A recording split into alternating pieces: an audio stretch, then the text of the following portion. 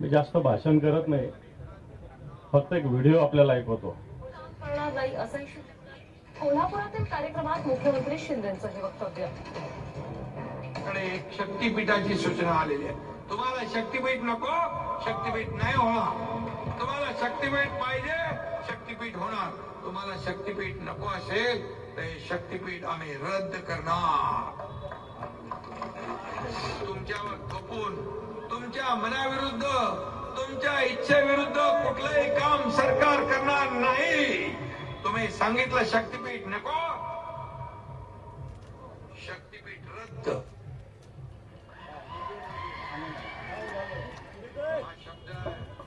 शब्द आहे, ऐका ऐका. जर हा शब्द पाळत नसेल तर तुमचं सरकारमध्ये कोणी ऐकत नाही असं आम्ही समजू.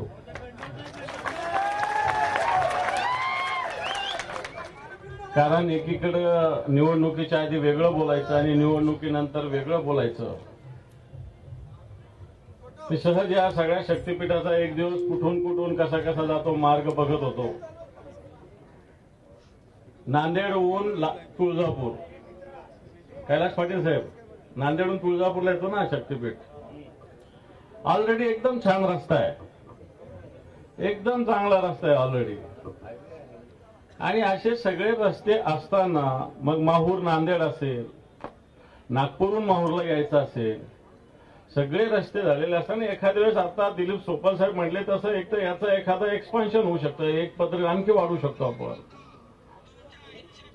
परंतु या सरकारला, हे सरकार यांना जनतेशी घेणं देणं आहे नाही हे मला माहिती नाही, परंतु कॉन्ट्रॅक्टरशी निश्चित देणं घेणं आहे. कारण वेगवेगळे मार्ग या राज्यामध्ये आज होत असताना हाच हेतू लक्षात ठेवला जातो, जनतेच्या भावना चिरडायच्या.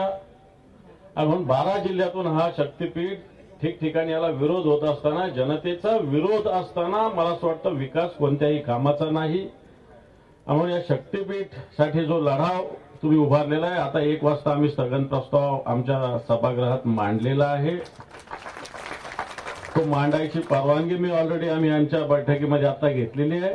आणि निश्चित या लढ्याच्या मागे आम्ही खंबीरपणे सगळे ताकदीने उभा राहू एवढंच आम्ही वचन देतो. धन्यवाद. एबीपी माझा, उघडा डोळे बघा नीट.